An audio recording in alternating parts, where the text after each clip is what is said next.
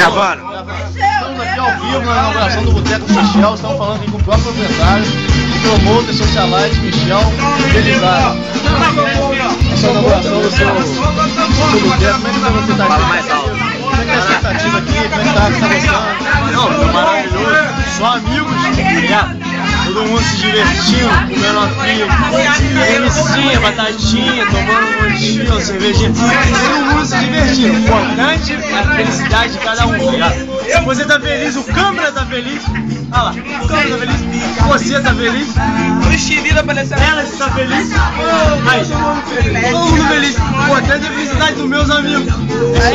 Aí, obrigado. Vamos falar aqui com o rapaz aqui. Esse rapaz, ele é um advogado já muito renomado aqui em Barra Mansa. Rodrigo. Yo no sé, yo soy otra persona.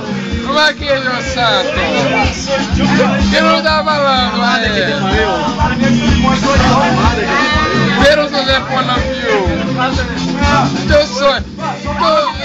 Deus santo, todo mundo aqui. Ele disse que o bar tá muito bom, entendeu? Que ele gostou dos petiscos, que a galera aqui, o ambiente é muito bom, entendeu?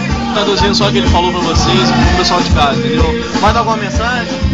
Pero não sei uma manjada. Então, boa noite pra todos que estão assistindo o nosso programa.